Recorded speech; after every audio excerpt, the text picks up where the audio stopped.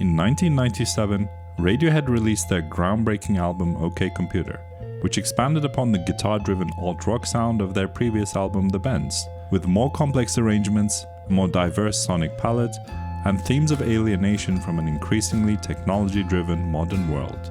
Universally praised at the time, and still a mainstay of top albums of all time lists today, it propelled the band to new heights, bringing along with it a huge world tour, playing to bigger audiences than ever before. But as their popularity grew, the band was struggling under the pressure, and by the end of the OK Computer tour, they were completely exhausted mentally and creatively, and considered splitting up.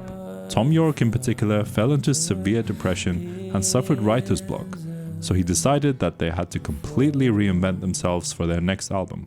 The band entered an experimental phase where they heavily focused on an electronics-led sound instead of the guitar-y alt-rock sound that had made them famous, with Thom's lyrics consisting of a collage of abstract phrases he'd written down rather than a single cohesive narrative as before.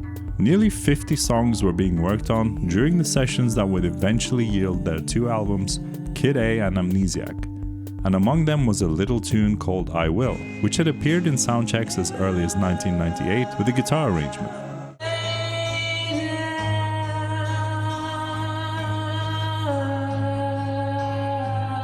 But was attempted in a more electronic, dodgy Kraftwerk version during these sessions, as Thom puts it. The band struggled to capture what they were hearing in their heads, but owing to their experimental mindset at the time, they decided one evening to play the song backwards, and were excited by the eerie atmosphere of this backwards version. Thom heard a new melody amongst the reversed vocal melody, but rather than recording this melody over the backing track, he decided instead to double down on the eeriness. What he did was record the melody and then reverse it.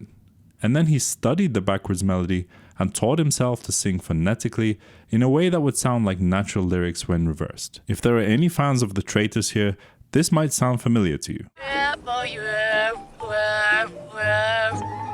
Spurber, yeah, yeah, yeah, yeah. Da, da, da, da, da, da,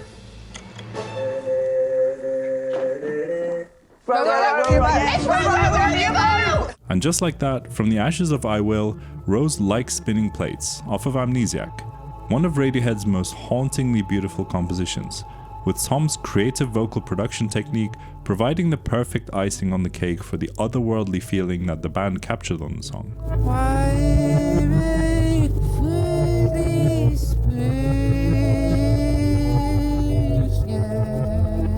But the story doesn't end there.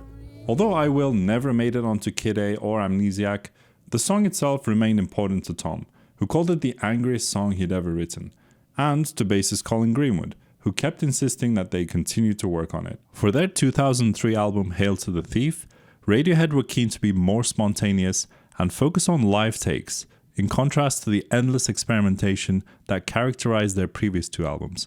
So they revisited I Will with a fresh approach, stripping the arrangement down to its essence of Thom's vocal harmonies with a minimal guitar accompaniment.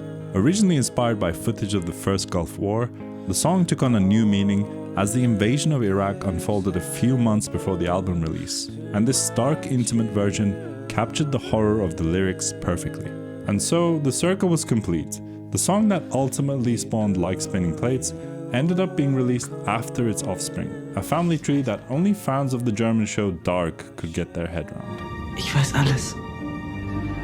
This journey from a failed recording of I Will to the electronic experimentation of Like Spinning Plates, and then back down to the stripped-down final version of I Will, demonstrates how creative work is often non-linear. Great art can emerge from mistakes, from abandoned ideas, and from looking at the same material from different angles.